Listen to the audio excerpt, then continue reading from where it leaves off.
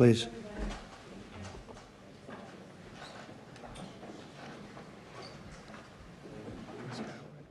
Bueno, realmente increíble anuncio ya de la reserva estratégica de Bitcoin. Hemos recogido algunas de las perlas que ha ido dejando el presidente del gobierno, pero sobre todo la fotografía.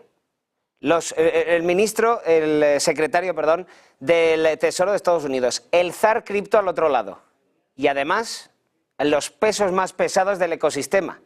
Estamos viendo a Michael Saylor, el de MicroStrategy, a Brian Armstrong de Coinbase, entre otros muchos. Todos ahí, posicionados en esa fotografía, al lado del presidente, con este espaldarazo que está dando Donald Trump en este momento al ecosistema cripto.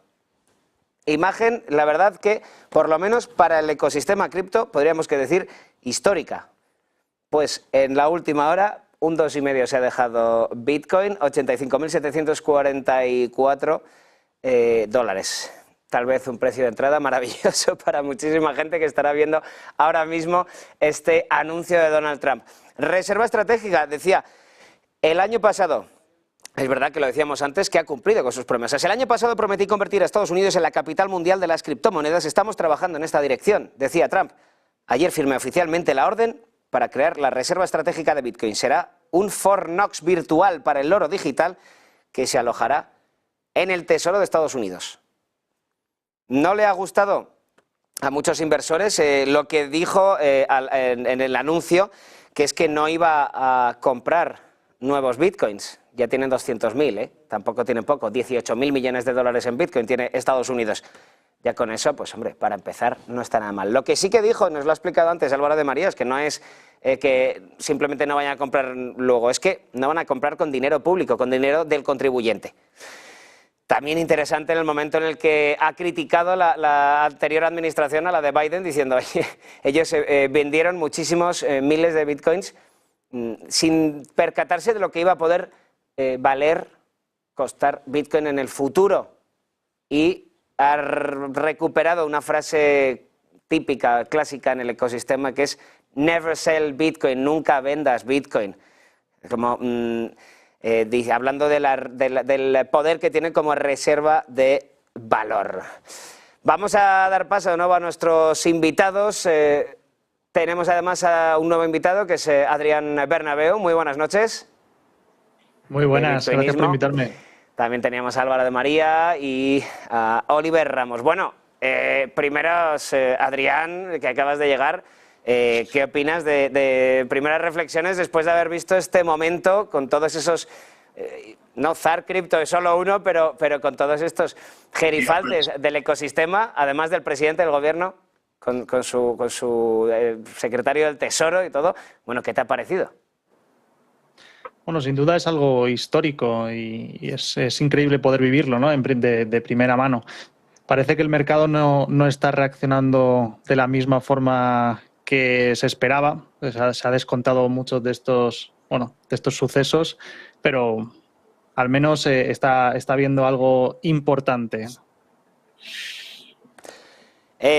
Oliver, ¿qué te ha parecido a ti? Además, me dicen por el pinganillo, me chivan que te vas a tener que ir, así que bueno, últimas reflexiones, sí. que te hemos cogido aquí un viernes, te agradecemos un montón que estés con nosotros. Reflexiones de esto que acabamos de ver. Bueno, yo creo que se ha hecho lo que se esperaba, un día histórico, al final ha acabado con una reunión y una foto de familia, vamos a decir que yo creo que va a pasar a la historia por haber sido el día en el que la primera potencia mundial realmente adquirió no, sino que tuvo Bitcoin en cuenta como una reserva de valor, dando así un respaldo, y ya no podemos hablar simplemente de que fuese un activo de especulación, un activo Ponzi, como lo llaman, una estafa. No, ya es un activo en el que un país confía. Y esa es la foto con la que nos debemos quedar hoy. Ahora bien, en cuanto al precio, pues sí es cierto que mientras estábamos escuchando las declaraciones de Trump y los demás componentes de la mesa, pues echabas un vistazo a redes sociales y veías, oye, un ambiente funesto, pero decías, bueno, pero ¿por qué estáis tristes realmente? Porque en 5 minutos una vela caiga un 2% o caiga un 5%, da igual. O sea, lo que tienes que pensar es a largo plazo. Yo creo que lo que el precio haga hoy o haga mañana o haga dentro de una semana, realmente, si eres muy cortoplacista, tiene interés. Pero aquí la visión, no estamos hablando de que el fondo solamente sea para una semana, sino para, esperemos que muchos años, ¿no? Entonces, estar triste porque no ha cumplido tus expectativas. Hay que ver qué expectativas tenías. ¿Qué era? Que comprase, no sé, otros 300.000 Bitcoin hoy y subiese a la vela. No va a ser así. Entendemos ya, como hemos explicado antes, qué es lo que se está planteando. La idea me parece bastante oportuna, por lo que también he explicado, que no se está cogiendo dinero simplemente del contribuyente y comprando Bitcoin. Y de cara a lo demás, hay que quedarse con lo importante, que es que se ha dado un paso de gigante en la adopción de Bitcoin a nivel, ya no hablamos de usuario o de empresa, sino a nivel de estados. ¿Y quién la ha dado? No la ha dado el estado número 100 en la lista, lo ha dado el estado número 1 en la lista, que es Estados Unidos. Entonces, bueno, yo creo que este es el resumen con el que nos tenemos que quedar. Y el precio, bueno, al final el precio sí que representa un valor en dólares, pero no sabemos cuánto va a representar dentro de 10 años, dentro de 15 años, si esto sigue así, si todos los países quieren comprar Bitcoin, porque no todos tienen Bitcoin incautado, no tienen 200.000 Bitcoin incautados. Hay muchos que lo van a necesitar comprar y otros, como Alemania, que lo van a tener que seguramente comprar más caro porque lo vendieron deshaciéndose de él demasiado rápido, yo creo. Oliver, te agradecemos de nuevo que nos hayas acompañado hoy. Muchísimas gracias, Oliver Ramos o Ramos Bets. Te despedimos ya. Ahora seguimos contigo, Álvaro, pero antes tengo una noticia de última hora que también es relativa al ecosistema cripto. Ojo, el exchange Kraken ha anunciado una IPO, una oferta inicial de venta, para salir a bolsa en 2026. Kraken sale a bolsa. El exchange cripto anuncia una IPO para 2026. Se está preparando para salir a bolsa en medio de un clima regulatorio mucho más amigable en Estados Unidos. Lo acabamos de ver con el anuncio de la reserva estratégica de Bitcoin en Estados Unidos, y todo esto con la presidencia de Donald Trump. Conocida oficialmente como Payward, Kraken pretende salir a bolsa, ojo, en el primer trimestre del 2026. Lo acaba de publicar Bloomberg. Los planes podrían cambiar antes de esa fecha, según algunas de estas personas, pero lo que estamos viendo es una implementación en este momento brutal en el ecosistema cripto. Y sobre todo, bueno, es que esa fotografía, estábamos viendo a los principales empresarios del sector cripto. Michael Saylor, el CEO de MicroStrategy, empresa de software cuya estrategia de tesorería es amasar Bitcoin, y eso ha disparado completamente sus acciones. También estaba ahí Brian Armstrong, también estaba el zar cripto. También va a estar por ahí, por cierto, el CEO de Kraken, el que acabamos de anunciar que sale a bolsa, Arjun Sethi. Vamos a saludar de nuevo a nuestros invitados. Les tenemos ya por ahí. Sí, efectivamente. Y además Adrián Fernández, que acaba de llegar con nosotros de Mi Primera Cripto. Muchísimas gracias. Bueno, Adrián, que acabas de llegar, ¿qué te ha parecido este anuncio de la reserva estratégica y sobre todo la fotografía con todos los empresarios cripto alrededor? ¿Qué te ha parecido? Bueno, yo creo que ha sido un poco puesta en escena, ¿no? O sea, la noticia como tal la tuvimos ayer con la orden ejecutiva y hoy era un poco, pues, hacer la fotografía y formalizarlo todo un poco.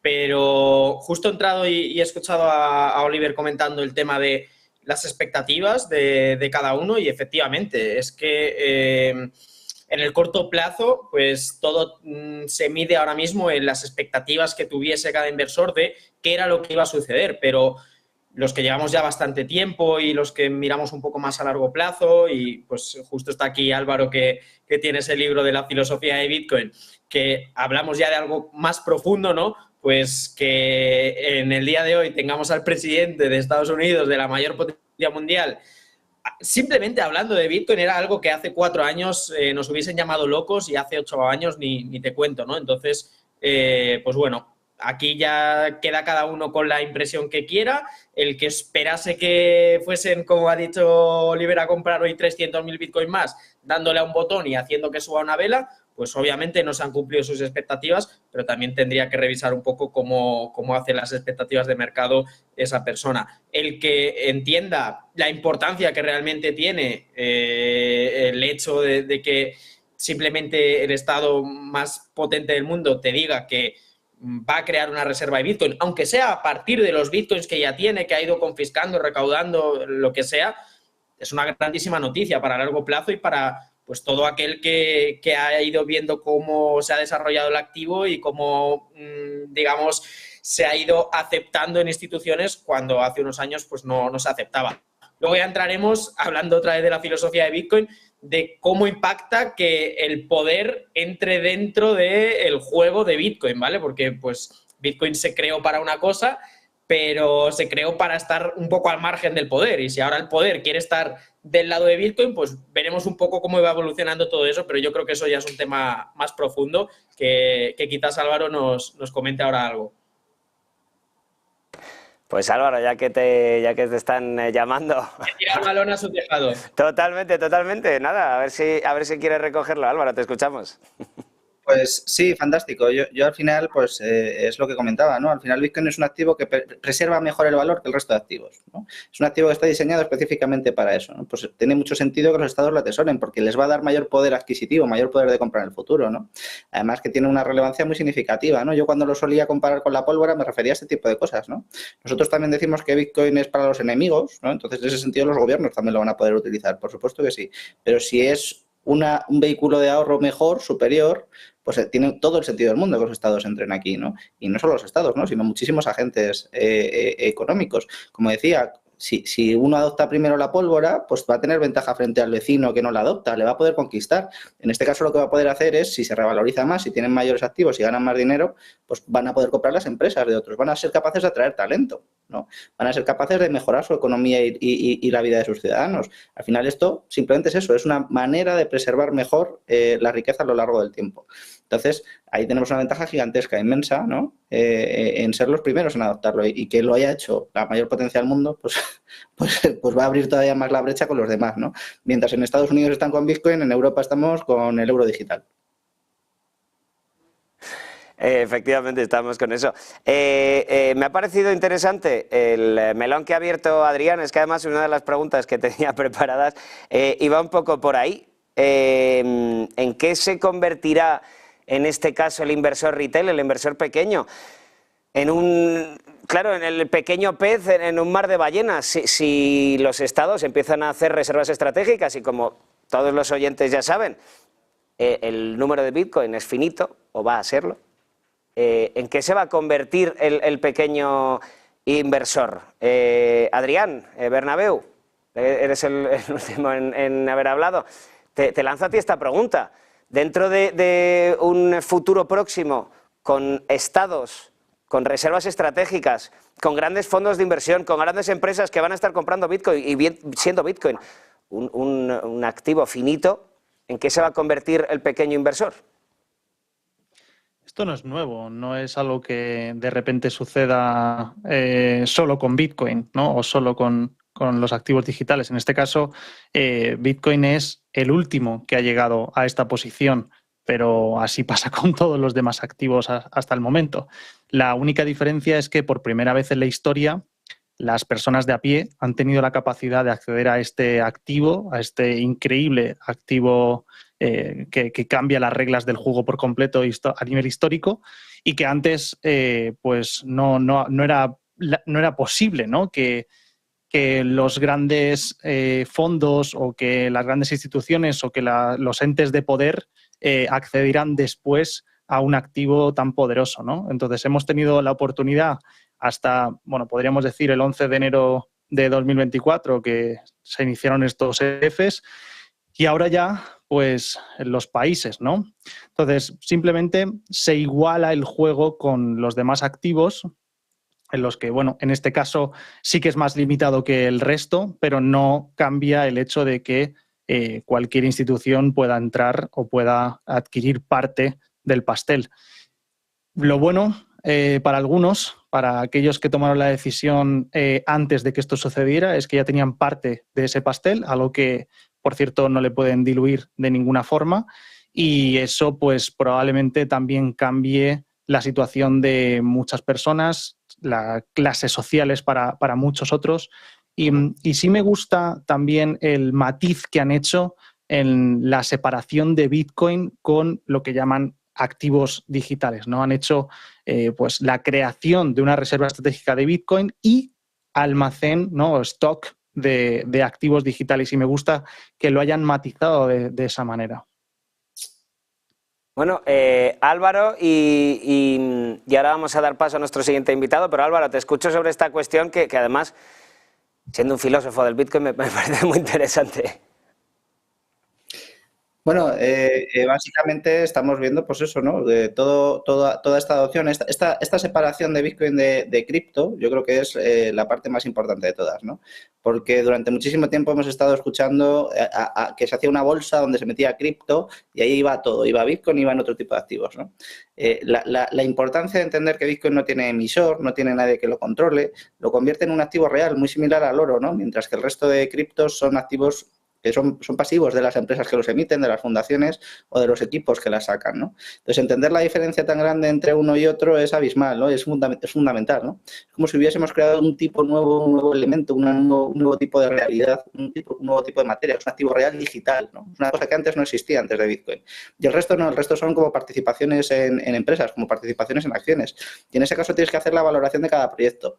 Esta diferencia tan abismal, que la haya entendido la principal potencia del mundo, me parece increíble, ¿no? Yo la primera vez que lo escuché a un político decir esto fue a Robert Kennedy Jr. en Miami 2022 y fue espectacular para mí ver el nivel de comprensión que tenían los candidatos a la presidencia electoral de Estados Unidos, ¿no?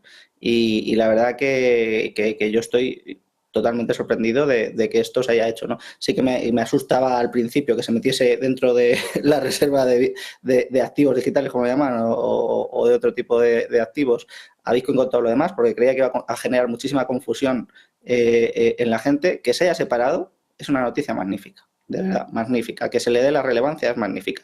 Y recordar de forma muy específica que la orden que ha firmado Trump no implica comprar Bitcoin con el dinero de los contribuyentes, pero sí abre la posibilidad a adquirirlo con un impacto en el presupuesto neutral, ¿no? ¿Qué significa esto? Que se pueden vender oro para comprar Bitcoin, que se puede minar Bitcoin con excedentes de energía, que no tienen coste ninguno, que se pueden emitir bonos para comprar Bitcoin y pagar a los que compran los bonos el rendimiento correspondiente. Es decir, que se pueden buscar muchas alternativas para incrementar esa reserva estratégica de Bitcoin sin coste para el contribuyente, así que tenga que salir dinero de los contribuyentes para comprarlo. A mí me parece que ha sido de verdad la mejor resolución. Y una cosa importantísima que es que Trump ha cumplido, ¿no? Tanto ha liberado a Ross Ulbricht como ha hecho la reserva estratégica en un mes. Quiero decir, cumple muy bien lo que ha dicho y a mí me parece honesto. Insisto, dependerá mucho la evolución de los asesores de los que se rodee. Ver ahí a David Bailey, a Saylor, a Pablo Ardoino, pues son cosas importantes, al CEO de Mara también, para sobre todo que le vayan guiando un poquito y que tenga muy clara la diferencia tan abismal que hay entre Bitcoin y cripto. Que no estamos diciendo que no haya cosas valiosas en cripto, pero que son cosas diferentes a analizar. Son cosas muy distintas, como analizar las acciones y el oro. Son distintas. Simplemente eso. Que un gobierno como el de Estados Unidos dé un trato distinto a esos activos, yo la verdad que contentísimo, porque ha sido una pelea permanente para diferenciarlos durante todos estos años. Vamos a escuchar uno de esos momentos de Donald Trump ahora al anunciar esa reserva estratégica de Bitcoin. Cogía una frase, me ha hecho gracia también un poco la manera de decirlo, una típica frase del ecosistema cripto, que es don't sell Bitcoin, no vendas tus Bitcoin. Y luego decía, bueno, no sé si ellos tienen razón o no, habrá que verlo, vamos a escucharlo. From this day on, America will follow the rule that every Bitcoin knows very well, never sell your Bitcoin. That's a little phrase that they have. I don't know if that's right or not. Who the hell knows, right? Vamos a saludar a nuestro nuevo invitado, Eneko Nor, CEO de Stablewood. Muy buenas noches. Hola, buenas noches. Bueno, Eneko, ¿ha cumplido tus expectativas este anuncio? Sobre todo la puesta en escena, como decía antes Adrián, de Mi Primera Cripto. Pero, ¿qué te ha parecido este anuncio? Bueno, pues ha sido una maravilla y coincido con los cracks con lo que he estado escuchando lo que contaban, porque desde luego que coincido en buena parte del mensaje. Me estaba riendo un poco porque tenemos a algún super Bitcoin mega maximalista que se habrá alegrado mucho de esto. Yo no soy tan maximalista, pues como es Álvaro, pero estoy muy contento también con lo dicho, porque desde luego a mí no me gustó nada que se anunciara que se metía en la reserva No voy a decir unas castañas, pero pues yo también soy de que si hay una reserva tiene que ser Bitcoin. Y eso que no soy tan maximalista, como Álvaro o otros que hay por ahí. Entonces, sobre todo lo que veo es lo que estábamos comentando. Si se hablaba de que Trump va a apoyar cripto, que se cree que es la nueva innovación mundial, que es cripto, y quiere que su país sea líder en esta innovación mundial, esto es una puesta en escena. Es el presidente, gente que está con él, los directivos de las principales empresas cripto del mundo están ahí. Y eso es una imagen gordísima. Yo, la verdad, con mucha pena estaba viendo que esta imagen es imposible en España, imposible, o sea, no el año que viene, sino nunca, porque en España los empresarios cripto somos unos apestados. Estamos al nivel de los traficantes de droga. O sea, es como si estuviéramos haciendo cosas ilegales, se nos ve fatal, la prensa habla fatal de nosotros, nadie entiende cripto. Y entonces yo lo miro con muchísima envidia. Es que es una envidia total, porque es que nosotros estamos en un país que no solo no nos aprecia o no nos invita a ningún sitio, sino que encima se nos critica y no se nos entiende, ¿no? Entonces, yo lo que veo es una envidia gordísima y me da pena ver un país, pues la primera potencia del mundo, que apoya a cripto y que eso nos ayuda a nosotros a tener credibilidad y a seguir trabajando duro pues por dar legitimidad a la inversión en cripto y a la creación de startups, ecosistemas, productos sobre blockchain en el mundo. No sé si estaréis de acuerdo. Es verdad que yo, aparte de Ángel Niño, no recuerdo, así echando memoria un poco, no recuerdo a ningún político hablar de Bitcoin en ningún momento, si no es para criticarlo. Sí, Álvaro, levantes la mano. ¿Recuerdas alguno más? Hay que hacer una mención a María Muñoz, de Ciudadanos, que sí que intervino mucho y nos apoyó de forma muy considerable, que era la responsable económica de Ciudadanos. Bueno, pues por lo menos. Es verdad que Ciudadanos ahora no está ya en su mejor momento, evidentemente, pero hombre, claro, Adrián, mi primera cripto, ¿imaginas en algún momento llegar a este punto en España con el ecosistema cripto? Es que nos tenemos que reír, pero es triste, ¿eh? Sí, Para nada, de hecho, es que en línea de lo que estaba diciendo Eneco, pues te das cuenta de que Trump se ha dado cuenta de que pues los gobiernos tienen que avanzar quizás hacia un poco, no voy a decir una tecnocracia completa, pero gobiernos más tecnócratas, ¿no? Que digamos, las principales figuras alrededor de las empresas tecnológicas más fuertes del país, pues tengan una voz importante dentro del gobierno.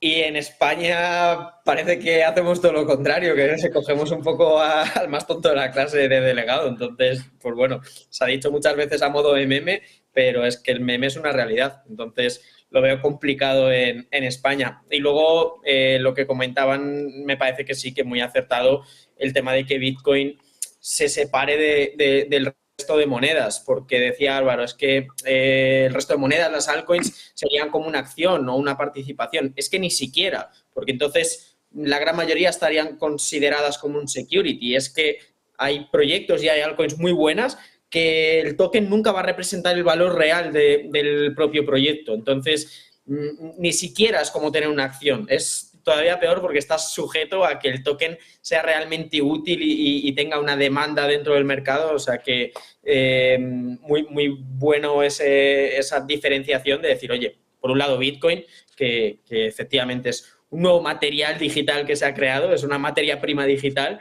y por otro lado el resto. No hay castañas y menos castañas, pero parece que la única que de verdad puede servir para hacer una reserva estratégica, de verdad, sería Bitcoin. Bernabéu, ¿estás de acuerdo con esta reflexión? Y sobre todo, ¿te alegras también de que ya no vayan a incluir el resto de criptomonedas? Sobre todo a mí, hombre, por ejemplo, que se incluyera XRP siendo una moneda más centralizada. No sé, ¿qué te ha parecido esta diferenciación? No, sí, al final es lo que acaba de comentar hace un momento. Es justo como he terminado mi última intervención, que lo que más aprecio, digamos, o lo que más consistencia tiene de esta decisión es justamente esa separación. Es más, hay uno de los puntos que ponen en el documento que hay de la Casa Blanca que dice literalmente Bitcoin es considerado oro digital, lo ponen entre comillas, se dice debido a su escasez y seguridad. Así que incluso ellos lo matizan como tal, matizan esa diferenciación, y en muchos otros aspectos también pone con un suministro limitado de 21 millones de monedas y algunos matices de este estilo para hacer alusión a la diferencia que hay de Bitcoin con otros activos digitales. Yo considero que está muy bien hecho y que no habría sido así si no hubieran tenido pues los asesores que ahí hemos visto en la foto, ¿no? Que han ido a matizar este tipo de conceptos. Para terminar, os voy a lanzar otra última reflexión y va un poco en la línea de lo que decía Adrián antes sobre la tecnocracia.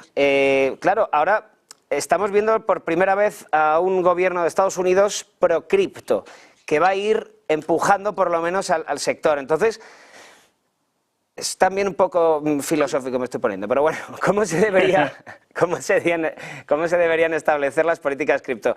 Es un sector muy cambiante, es un sector que requiere de estar totalmente al día. Hay un montón de proyectos nuevos, también hay que tener un ojo clínico para separar el grano de la paja en estos casos. Hay que arriesgar muchísimo, muchísimo. Entonces, claro, podemos ir hacia un gobierno de tecnócratas, de sabios, por así decirlo, que puede confrontar un poquito con la idea de democracia, porque igual no pueden estar preguntando a un pueblo que igual no está ni siquiera tan actualizado sobre la información que va actualizándose cada día. Y por el otro lado, si la toma de decisiones es 100% democrática y se le pregunta al Congreso de Estados Unidos, pues la mayoría de congresistas igual no tienen ni idea de lo que estás hablando. Entonces te quedarías atrás, que sería un poco el caso más europeo. Entonces, Álvaro, os voy a preguntar a los cuatro, pero ya para terminar y cerrar este especial, ¿cómo se tiene que regular esto? No, yo creo que lo más importante es acudir también a las personas que sean reconocidas como autoridades dentro de todos estos ámbitos, ¿no? Por un motivo muy concreto y muy específico. Efectivamente, como has dicho, aquí hay muchísimo que saber, que conocer, que discernir, que separar el grano de la paja, ¿vale? Hay una clasificación muy importante y ese trabajo lo tienen que hacer los legisladores, ¿no? Es que a mí me da vergüenza, y lo digo así de claro, ¿no? Los legisladores en España me dan vergüenza y tienen una responsabilidad muy grande sobre las estafas que se hacen a los ciudadanos, ¿no? Precisamente por no hacer el trabajo. Y esto hay que decirlo muy claro, ¿no? Es decir, el que los reguladores no entiendan de lo que están regulando pone en peligro, es muy serio, a los consumidores, ¿no? Comentaba Adrián antes, ¿no? Es que ni siquiera son securities, efectivamente. Es decir, ojalá la gente entendiese que son securities y las regulasen y a los que las emiten pues le metiesen el palo, ¿no? O que por lo menos los clasifiquen como tokens de lotería o de lo que sea, ¿no? Y ya está. Es decir, pero que se entienda lo que son, que se entienda su naturaleza, ¿no? Porque eso es lo que va a permitir precisamente generar un entorno seguro para los ciudadanos y para poder aprovechar todas las ventajas y tanto proteger como aprovechar, ¿no?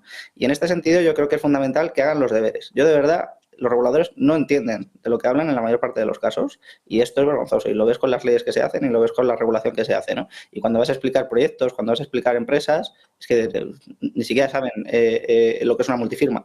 Es que de verdad es asombroso el nivel tan bajo que hay tanto por la parte de los políticos como por la parte de los reguladores, ¿no?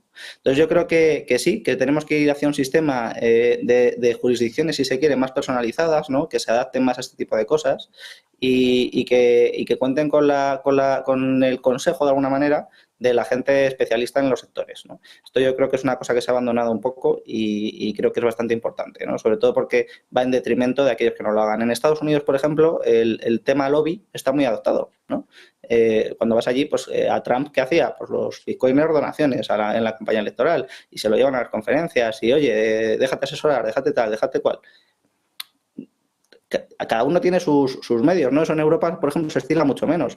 Yo creo que deberíamos, que no es una cosa mala, sobre todo porque la tecnología avanza a lo bestia, muy rápido, muy fuerte, y como los reguladores esperen a que sus equipos de funcionarios hagan los trabajos y los deberes, nos podemos quedar...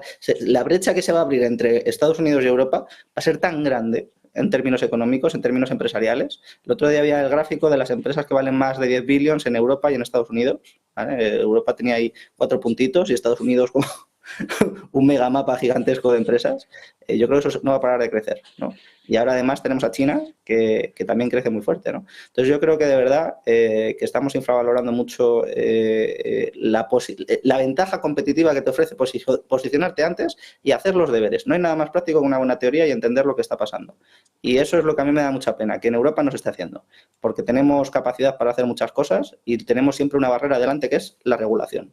Le cuentas un proyecto al regulador y el regulador te dice, bueno, pero a ver, ¿bajo qué licencia te tengo que clasificar? O sea, es lo primero que se te ocurre, de verdad.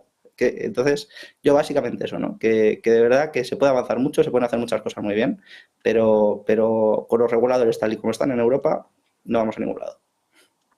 Bernabéu. Al final, la innovación tiene que ir por delante de la regulación y aquí en Europa lo hacemos al revés. Hacemos la regulación y luego pues coartamos la innovación y eso no funciona bien, no permite que haya un progreso.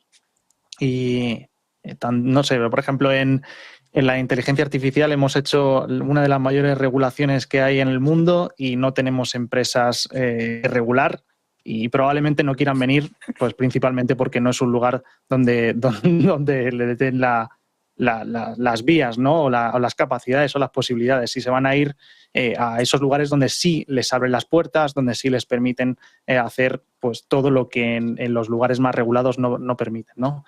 Y como Álvaro dice muchas veces, al final es una competición entre países y en esos lugares donde sí les abran las puertas y les permitan hacer lo que han venido a hacer y que eso pues ayude al progreso, pues obviamente esos países tendrán una punta de lanza, tendrán muchas ventajas sobre los demás países y parece ser que Europa se está convirtiendo en el museo del mundo, en un lugar donde es muy bonito para visitar y para pasar un buen rato. Incluso España podríamos decir que es el bar del museo, ¿no? Un sitio donde tomarte unas buenas cervezas y echar unas risas, pero obviamente no es el lugar para crear empresa, para crear prosperidad y para innovar. De Adrián Bernabéu nos vamos a Adrián. Mi primera cripto, Adrián Fernández.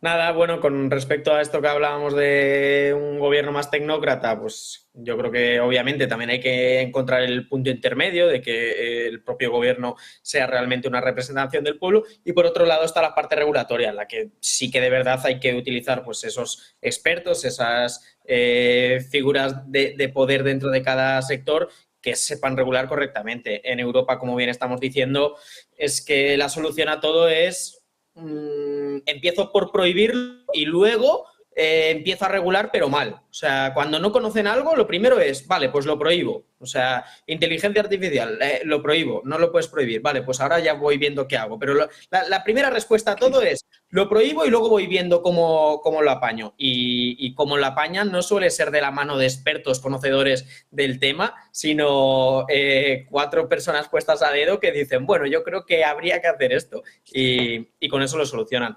Así que nada, bueno, es que no es novedad que vayamos siempre 10, 15, 20 años por detrás de Estados Unidos y el único consuelo que me queda es que si Estados Unidos ya está marcando este punto en el camino, pues aunque sea tarde, pero yo qué sé, espero que en 10 años sigamos el camino de Estados Unidos como hemos hecho muchas otras cosas. Si no, pues mal asunto para Europa. Ya hace tiempo que se ve venir esto, este futuro gris.